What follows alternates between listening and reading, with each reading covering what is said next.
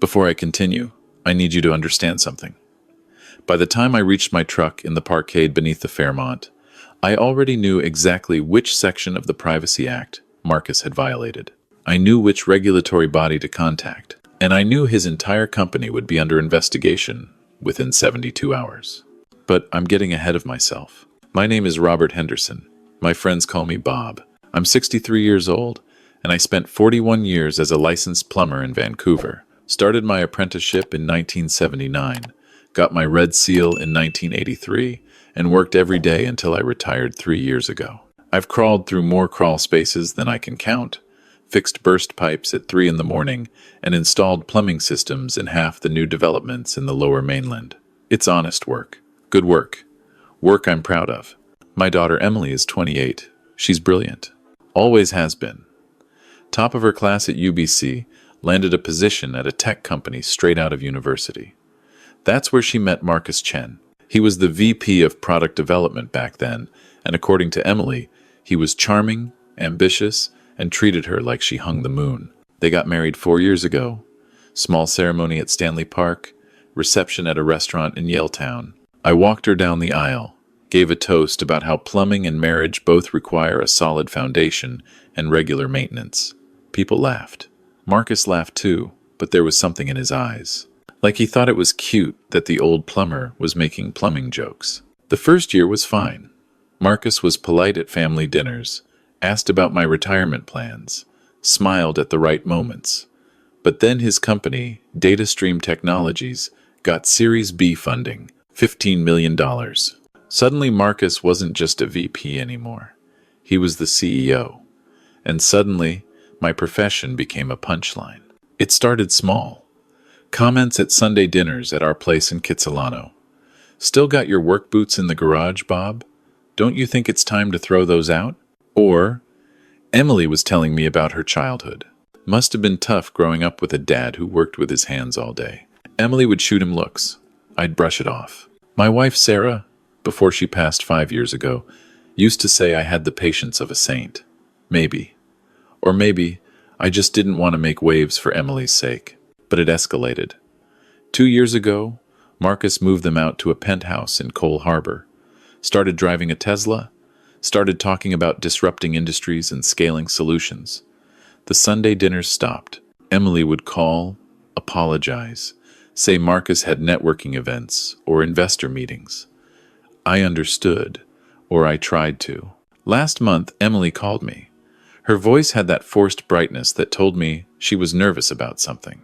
Dad, Marcus is hosting a gala. It's a big deal, a fundraiser for youth tech education. He specifically asked me to invite you. I should have known something was off. Marcus had never specifically asked for me to attend anything. That's nice of him, I said, already suspicious. It's black tie, Emily added quickly, at the Fairmont Hotel, Vancouver, next Friday at 7. I don't own a tuxedo. Never had a reason to. I rented one from a place on Broadway. Felt ridiculous trying it on in the fitting room. The kid helping me couldn't have been more than 20. Kept calling it a tux like we were best friends. But when I looked in the mirror, I had to admit I cleaned up all right. Gray hair, sure. Lines on my face from 40 years of squinting at pipe joints in dark spaces. But I stood straight, still had my shoulders from all those years of hauling cast iron. Emily picked me up in her car. Marcus was already at the venue, she said, doing final prep with the event coordinator. She looked beautiful in a blue dress, but tired. There were circles under her eyes. You okay, sweetheart? I asked as we drove down Burrard. Just busy, she said. Marcus has been stressed with the new product launch. What is it you folks are launching again? It's called Mind Metrics, an app that uses AI to analyze your social media behavior and provide personalized mental wellness recommendations. I didn't understand half of that, but I nodded. Sounds complicated. It is, but Marcus says it's going to revolutionize mental health care. The Fairmont's ballroom was something else. Crystal chandeliers, round tables with white linens, probably 300 people in evening wear. I recognized a few faces from the news. Local politicians, tech executives, a Canucks player I'd seen on TV. Marcus found us immediately. He was wearing a tuxedo that probably cost more than my monthly pension, his hair styled with some kind of product that made it shine under the lights. "Bob," he said, shaking my hand with both of his. "So glad you could make it. Emily's been telling me you never miss a family event." That wasn't true. He'd excluded me from plenty. But I smiled. "Wouldn't miss it," I said. "Let me introduce you around," Marcus said, steering me by the elbow toward a group of men in expensive suits. "Gentlemen, this is my father-in-law, Bob Henderson.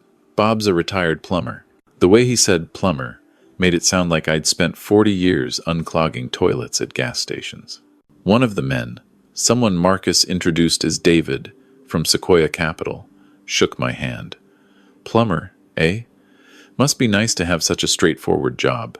None of this tech complexity." "It had its complexities," I said evenly. Marcus laughed. "Oh, I'm sure it did.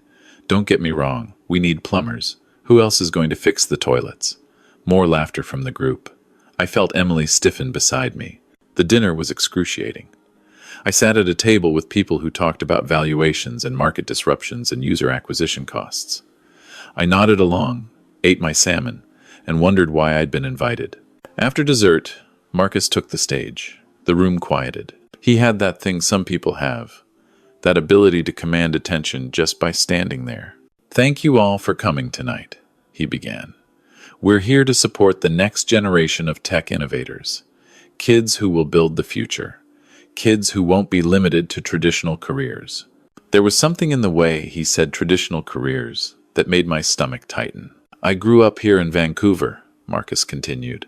"My parents were immigrants. They worked hard at whatever jobs they could get. They wanted more from me. They wanted me to use my mind, not just my hands."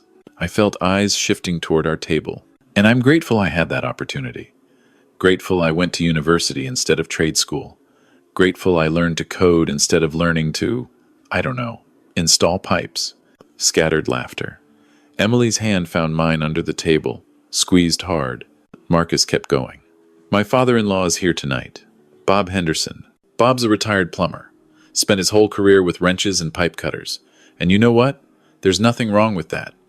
We need people to do that work. But that's not what we're fundraising for tonight. Tonight, we're raising money to make sure the next generation has choices. Real choices. Not just learning a trade because that's all they think they can do." The room erupted in applause. Marcus smiled, that megawatt smile of his, and looked directly at me. "Bob, thanks for being here tonight. You represent everything our parents' generation valued. Hard work, showing up, getting your hands dirty. But tonight is about showing these kids that there's another way." More applause. Someone near me whispered to their companion, "Is that really his father-in-law?" I stood up. Not dramatically. I just pushed back my chair, stood, and looked at Emily. Her eyes were wet. "I'm sorry, Dad," she whispered. "Not your fault, sweetheart." I walked out. Nobody stopped me. I took the elevator down to the parkade, found my truck, and sat in the driver's seat with my hands on the steering wheel. Here's what Marcus didn't know about me. When you're a plumber, especially a commercial plumber working on big developments, you learn to read blueprints. You learn building codes. You learn the National Building Code of Canada, the BC Building Code, and every relevant CSA standard. You learn because if you get it wrong, people die. Water systems fail, gas lines rupture, sewage backs up into drinking water. You also learn that most people don't read the fine print. Developers, contractors, building owners, they all assume someone else checked the details. But a good plumber? A good plumber checks everything. After Sarah died, I had a lot of time on my hands. Emily suggested I take some courses to keep my mind active. So I took courses at the public library. Computer basics, internet safety. One of them was called Understanding Digital Privacy. It was taught by a retired RCMP officer who'd worked in cybercrime.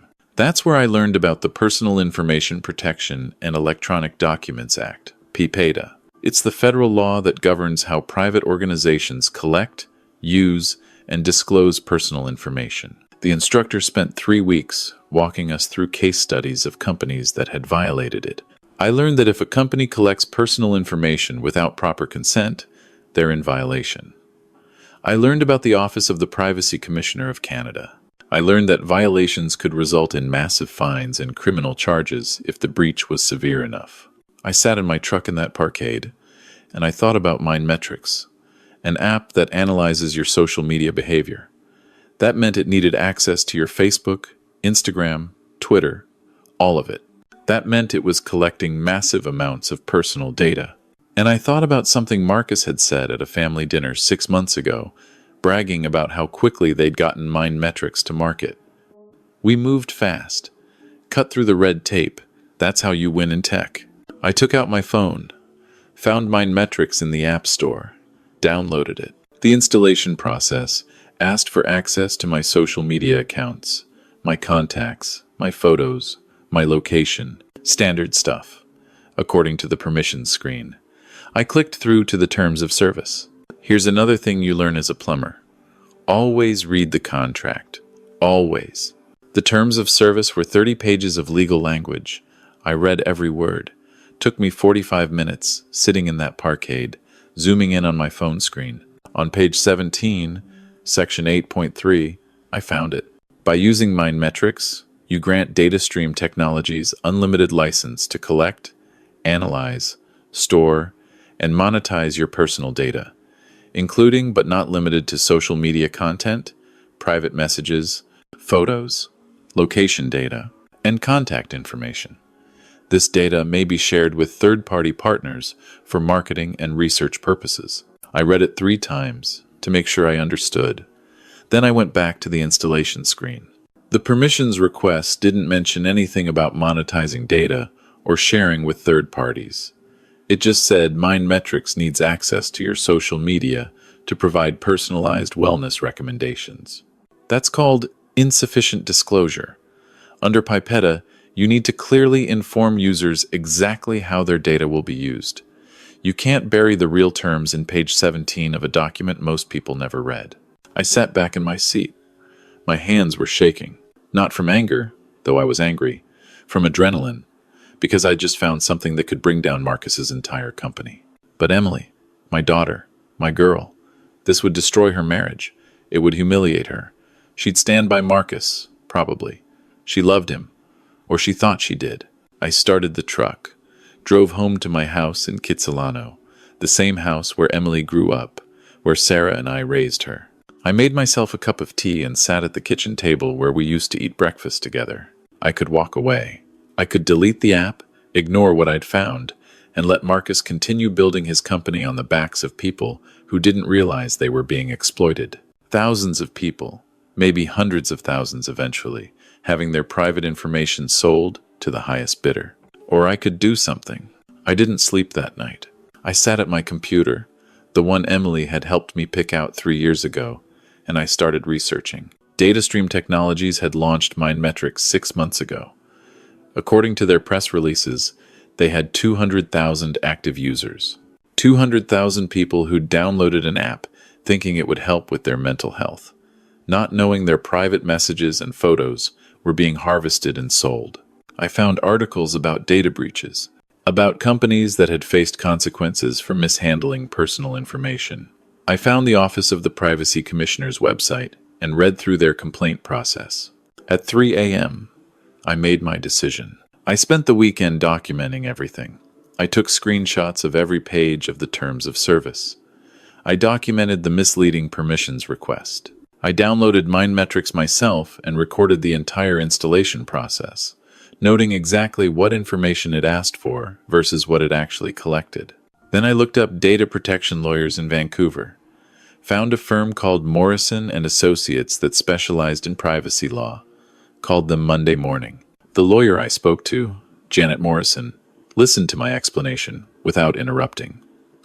When I finished, she was quiet for a moment. "Mr. Henderson," she said carefully, "what you're describing is a serious violation of PPTA. If what you've found is accurate, this company could face significant penalties." "That's what I thought," I said. "But I have to ask, this is your son-in-law's company?" "Yes." Another pause. "And you understand that filing a complaint could result in an investigation that might destroy the company?" "I do." "May I ask why you're doing this?" I thought about how to answer that. Because 200,000 people trusted this app with their private information. Because my daughter works for this company, and I don't want her associated with something fraudulent. And because someone needs to hold him accountable. Janet Morrison said she'd review everything I'd sent and get back to me. She called me back Wednesday. Mr. Henderson, I've reviewed your documentation. You're absolutely right. This is a clear violation. The Office of the Privacy Commissioner would be very interested in this case. What happens if I file a complaint? The Commissioner will launch an investigation. They'll subpoena DataStream's records, interview executives, examine their data handling practices. If they find violations, they can order the company to change their practices, issue public findings, and in severe cases, recommend criminal prosecution. How long does that take? Months, usually. But given the number of users affected and the severity of the violations, they might move faster. I thanked her and hung up. Then I called Emily. "Hey, Dad," she answered. She sounded tired. "I'm so sorry about the gala. Marcus said he was trying to be inspirational, but I told him..." "Emily," I interrupted gently, "I need to talk to you about Mind Metrics." "Oh," her voice changed. "Dad, if this is about the gala..." "It's not. I downloaded the app. I read the terms of service." Silence. "Emily, did you know the app is collecting private messages, photos, location data, and selling it to third parties?" That's just how apps work, Dad. Everyone does that. But does everyone know? When people download Mind Metrics, does the app clearly tell them their data is being sold? I don't know. That's not my department. I work on user experience. "Look at the permissions request," I said. "Then look at Section 8.3 of the Terms of Service. Tell me if you think that's transparent." I heard her typing, then more silence. "Dad," she said quietly, "I have to go. We'll talk later." She hung up. That night, I couldn't sleep again. I kept thinking about Sarah, about what she would say. She always told me to protect our daughter, but she also taught Emily to do the right thing, even when it was hard. At 2 a.m., I got an email from Emily. "Dad, I looked at what you said. You're right. It's not transparent. I brought it up with Marcus. He said it's standard practice and legal approved everything.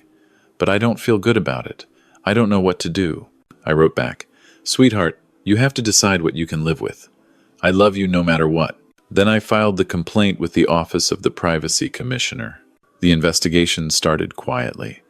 DataStream received a notice that they were being investigated for potential PIPEDA violations. Marcus called Emily in a panic. According to her, he was furious, demanding to know if she'd talked to anyone about the app. She lied and said no. For 3 weeks, nothing seemed to happen publicly. But I got updates from Janet Morrison. The commissioner's office had subpoenaed DataStream's records. They'd found evidence that the company had been selling user data to advertising networks, insurance companies, and political research firms. They'd found internal emails where Marcus discussed maximizing monetization of the data without alarming users.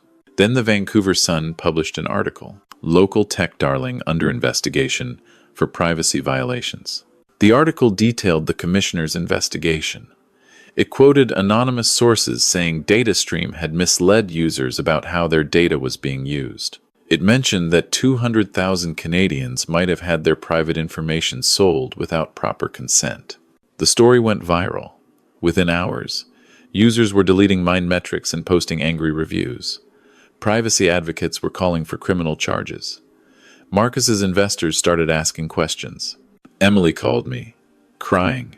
"Dad, did you do this?" I didn't lie to her. "Yes. How could you? Marcus's company is going to collapse. Our life is falling apart." "Emily, he was exploiting people, vulnerable people who thought they were getting mental health support. He made a mistake. He didn't mean..." "Sweetheart, I saw the emails. He knew exactly what he was doing." She hung up, didn't call back for 2 weeks. The Privacy Commissioner issued their preliminary findings. DataStream Technologies had violated PIPEDA in multiple ways. They'd collected personal information without proper consent, failed to adequately disclose their data practices, and sold personal information to third parties without users' knowledge. The commissioner recommended significant penalties and ordered DataStream to immediately stop collecting user data until they implemented proper privacy protections. Marcus tried to fight it. He hired expensive lawyers, issued public statements claiming the investigation was based on a misunderstanding. But the evidence was overwhelming. The internal emails, the terms of service, the gap between what users were told and what actually happened. DataStream's board forced Marcus to step down as CEO. The company's valuation plummeted. The Series B investors demanded their money back. Within 6 weeks of my complaint, DataStream Technologies was sold to a larger company for pennies on the dollar. Marcus and Emily's penthouse in Cole Harbor went on the market. I saw the listing online. They moved to a small apartment in Mount Pleasant. I didn't hear from Emily for 3 months. I called every week, left messages. "Hi, sweetheart. Just checking in. I love you. Call me when you're ready." Finally, on a rainy October afternoon, my doorbell rang. Emily stood on my porch, no umbrella, soaking wet. "Can I come in?" she asked. I pulled her inside, got her a towel, made tea. We sat at the kitchen table, same place where I'd made my decision months earlier. "I'm divorcing him," she said. I didn't say anything, just waited. "I found more," she continued. "After everything came out, I started looking through company files. Dad, he wasn't just selling data to advertisers. He was selling mental health information to insurance companies. People's anxiety levels, depression indicators, therapy mentions. Insurance companies were using it to deny coverage." Her hands were shaking around the mug. "There was a woman," Emily said. "Single mom, posted on Facebook about struggling with postpartum depression. Mindmetrics flagged it, sold it to her insurance provider. They denied her life insurance application. Marcus knew. He saw the reports, and he didn't care." She looked up at me. "You were right to report him. I couldn't see it. I didn't want to see it." "You see it now," I said gently. "That's what matters." "I'm sorry, Dad. For everything. For letting him disrespect you. For not standing up for you at the gala. For being angry when you did the right thing."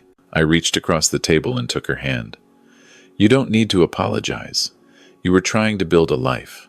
That's not wrong. But I chose the wrong person. Maybe. Or maybe you chose someone who could have been good, but wasn't. Either way, you're making the right choice now." We sat there for a long time, drinking tea, watching the rain. "What are you going to do?" I asked eventually. "I got a job offer. A smaller company. They do accessibility software. The CEO reached out after everything happened with DataStream, said they valued people who care about ethics." She smiled a little. "It pays less, but I can actually sleep at night." "That's good, sweetheart." "Dad, can I ask you something?" "Anything." "When you were sitting in that parkade after the gala, did you know what you were going to find?" "No," I said honestly. "I just knew I needed to look." "And if you hadn't found anything? If Marcus had been doing everything properly, then I would have been happy to be wrong." She nodded slowly. "That's the difference, isn't it? Marcus would never admit he was wrong. Even at the end, he kept saying, 'Everyone does it. It's just business.' He was being singled out. He never once said he was sorry." "Some people can't," I said. "They've built their whole identity around being smarter than everyone else. Admitting a mistake feels like admitting they're not special." "Were you ever like that?" she asked. "Maybe when I was younger. Your mother straightened me out pretty quick." I smiled, remembering. First year of marriage, I messed up a job. Tried to blame the contractor, the supplier, everyone but myself. Your mother said, "Bob, you can be right or you can be happy. Pick one." So I learned to admit when I was wrong. "I miss her," Emily said. "Me too." Emily moved back into her old bedroom for a few months while the divorce was finalized and she saved up for her own place. It was good having her there. The house felt less empty. We fell into a routine. I'd make breakfast, she'd handle dinner. We'd watch Canucks games together, yell at the TV. One night, about a month after she'd moved back in, we were cleaning up after dinner when she said, "Marcus's lawyer contacted me." I stopped drying dishes. "What did they want?" "Marcus wants me to sign an NDA. He'll give me a larger settlement if I agree not to talk about what happened at DataStream. What did you say? I told them no. She was quiet for a moment, washing a plate with more focus than necessary. There's a class action lawsuit, users who had their data sold. They asked if I'd testify about what I knew. Are you going to? I think so. Is that okay? Emily, you don't need my permission. I know. But I'm asking anyway. I put down the dish towel and looked at her. Really looked at her. She had her mother's eyes. That same determination when she'd made up her mind about something. Your mother would be proud of you, I said. I'm proud of you. She testified. The class action settled for $12 million. Marcus filed for bankruptcy. Last I heard, he moved to Toronto, working for someone else's startup. Emily found her own apartment in Fairview. Nothing fancy, but it's hers. She's been at her new job for 8 months now. Seems happy. We still have Sunday dinners, but now she comes to my place and we cook together. Last month, she brought someone new. Jason. He's a teacher at an elementary school in East Van. When I mentioned I'd been a plumber, he lit up. That's amazing, he said. I've been trying to fix my kitchen sink for weeks. Think you could help me out sometime? I glanced at Emily. She was smiling.